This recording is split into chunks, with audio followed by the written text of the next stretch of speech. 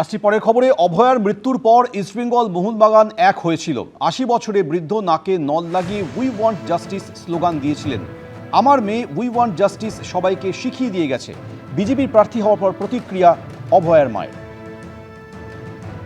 অভয়া মঞ্চ যারা তৈরি করেছিলেন বা যারা বিভিন্নভাবে সংগঠন তৈরি করে আপনাদের পাশে দাঁড়িয়েছিলেন বা এই আন্দোলনে নেতৃত্ব দিয়েছিলেন, তাদের সাথে আপনার কি সম্পর্ক হবে?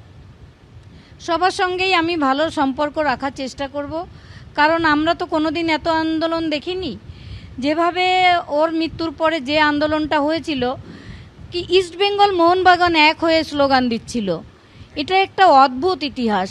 ৮০ বছরের একজন মানুষ, সে নাকে অক্সিজেন নল লাগিয়ে উই ওয়ান্ট জাস্টিস করতে, ছোট্ট একটা 5 বছরের শিশুও রাস্তায় হেঁটেছিল উই ডিমান্ড জাস্টিস বলে। এই যে আমার মেয়ে যে শিখিয়ে দিয়ে গেছে মানুষকে উই ওয়ান্ট জাস্টিস, মানে আমরা আমাদের যে বিচারটা চাই, এটা মানুষ ভুলে গেছিল বলতে, সাহস করে বলতে পারতো না।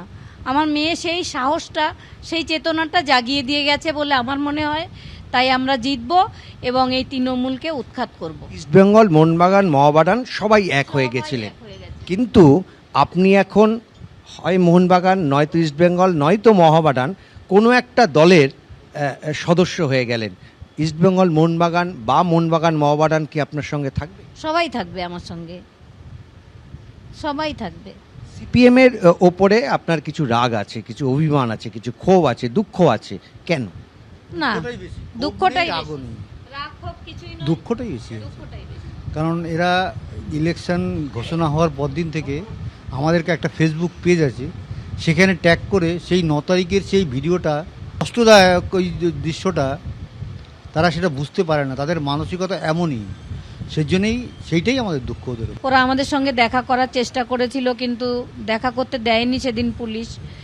তারপরে যখন আমরা টালা থানায় ছিলাম, আমার মেয়েকে গ্রিন করিডর করে বাড়িতে নিয়ে আসা হয়েছিল, তখন সেখানে টালা থানার সামনে সজলদা, অগ্নিমিত্রাদি, কৌস্তব সবাই ছিল, কিন্তু কেউ কিচ্ছু করতে পেরেছিল না সেদিন। মীনাক্ষীরাও ছিল, মীনাক্ষীরা,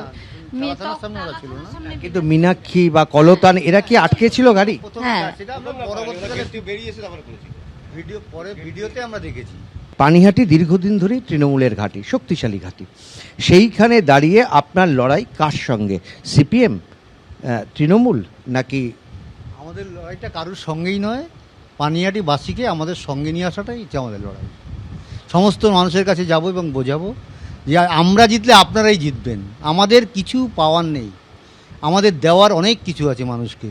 সেটাই আমরা মানুষকে বোঝাতে পারলে সব মানুষ আমাদের সঙ্গে আসবেন এবং বিপুল ভোটে আমরা জয়লাভ করব, এটা আমাদের বিশ্বাস। আপনি অভয়াকে রাজনীতির আঙিনা থেকে দূরে রাখতে পছন্দ করতেন, সবসময় বলতেন যে ওকে নিয়ে রাজনীতি না, কিন্তু আলটিমেটলি আপনার নির্বাচনে দাঁড়ানো, প্রার্থী হওয়া, সেখানে তো বারবার অভয়ের কথাই উঠে আসবে।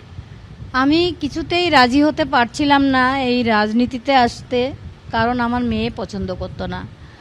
মেয়ে বলতো রাজনীতি খুব নোংরা মা, ওটা করতে হবে না। ও সব, আমরা কোনো দিন কোনো পার্টিতে যোগদানও করিনি, সমর্থনও করিনি, কোনো রাজনীতি আমাদের পরিবারে ছিল না। প্রথম মেয়ের কথা শুনলেন না? হ্যাঁ, এই প্রথমই মেয়ের কথাটা শুনিনি।